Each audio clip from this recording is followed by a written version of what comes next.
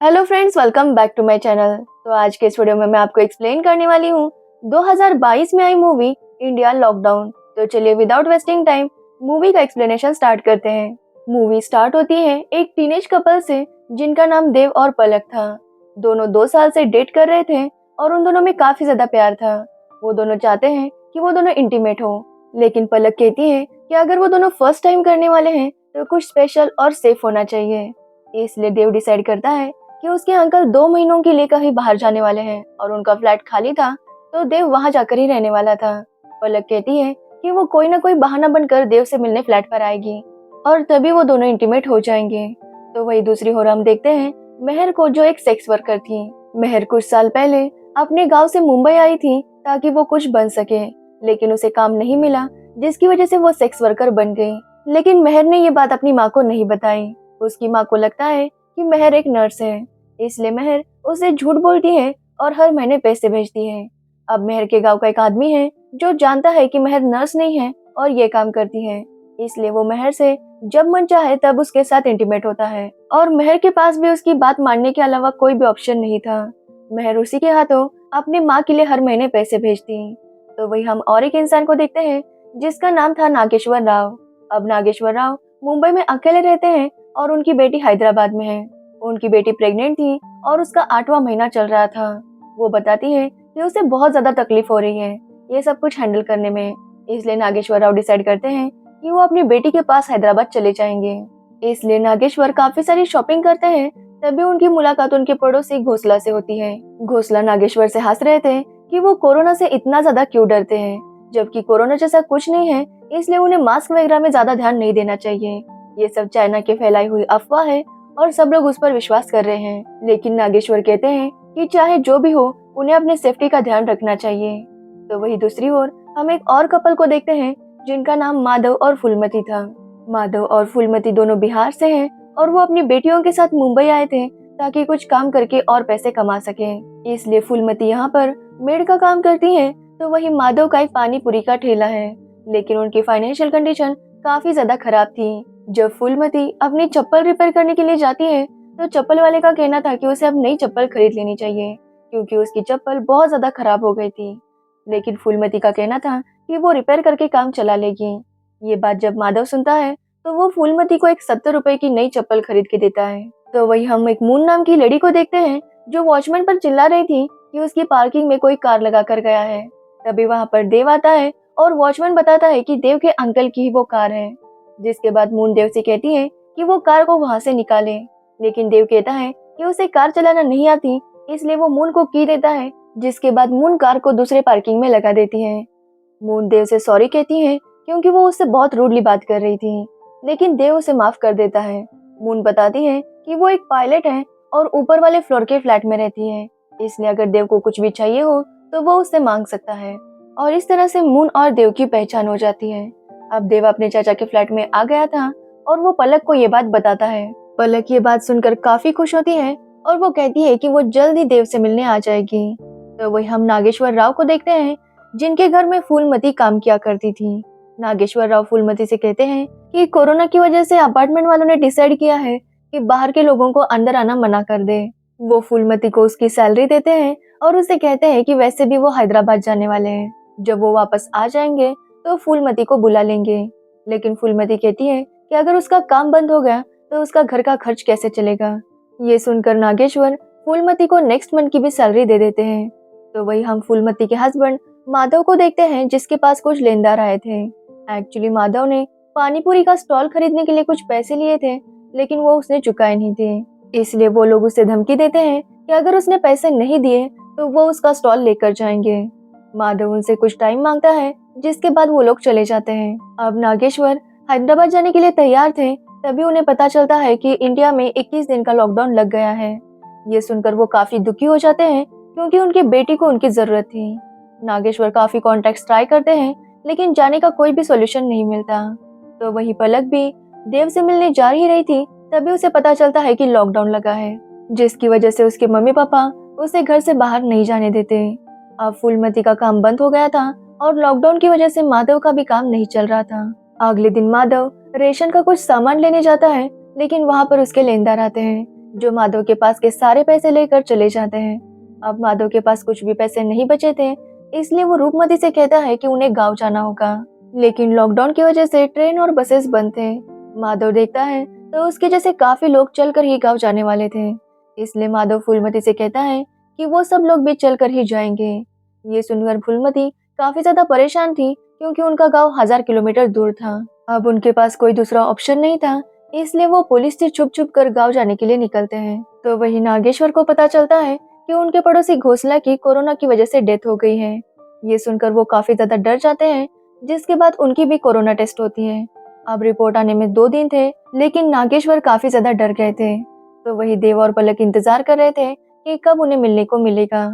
तो वही हम मेरुनिसा को देखते हैं, जिनके एरिया में एक तितली नाम की लड़की आई थी। एक्चुअली वहाँ पर एक आदमी है गुड्डू, जो वहाँ का डीलर था। वो तितली नाम की एक गरीब लड़की को लेकर आया था, ताकि जल्दी उसका सौदा कर सके। तो वही मेहर काफी परेशान थी, क्योंकि कोरोना की वजह से कस्टमर्स नहीं आ रहे थे और वो अपनी माँ को पैसे नहीं भेज पा रही थी। उसकी माँ उसे कॉल करके बताती है कि उन्हें पैसों की जरूरत है। मेहर और उसके फ्रेंड्स सोच रहे थे कि वो किस तरह से पैसे कमाए। तो गुड्डू उन्हें एक आइडिया देता है कि वो वीडियो कॉल के जरिए भी पैसे कमा सकते हैं। जिसके बाद वो अपने कस्टमर को कॉल करते हैं और वीडियो से ही उन्हें एंटरटेन करने लगते हैं। अब मेहर के पास थोड़े पैसे आ रहे थे, तभी गुड्डू उसके लिए कस्टमर भी लेकर आता है।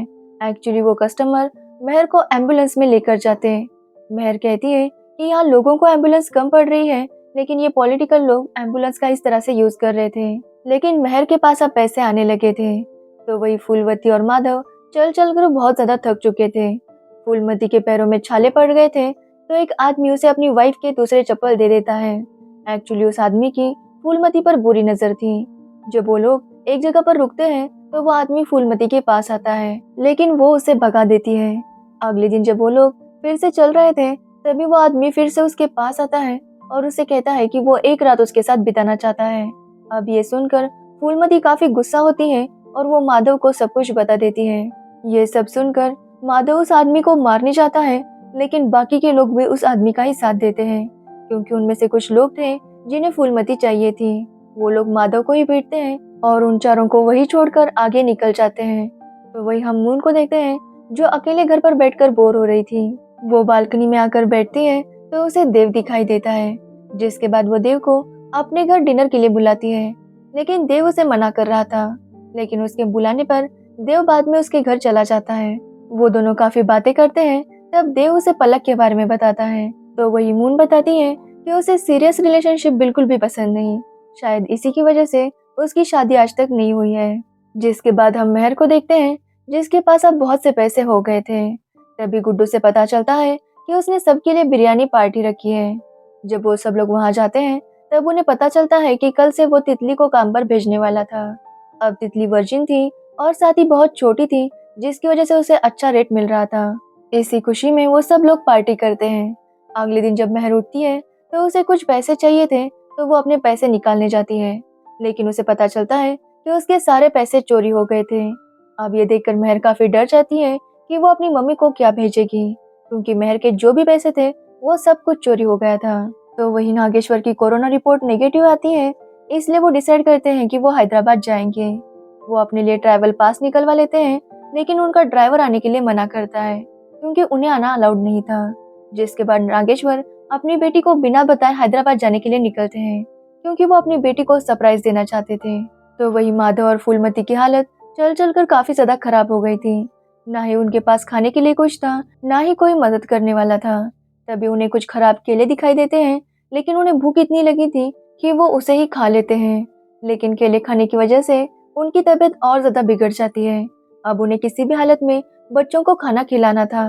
तो वही नागेश्वर जब हैदराबाद जा रहे थे, तो उन्हें एक आदमी रोकता है। वो उनसे कुछ खाने पीने के लिए मांगता है, तो नागेश्वर उसे कुछ पैसे और खाने का सामान दे देते हैं। तभी वो देखते हैं कि पीछे से बहुत से लोग उनके पास मदद मांगने के लिए आ रहे थे, इसलिए नागेश्वर वहां से जल्दी से निकल जाते हैं।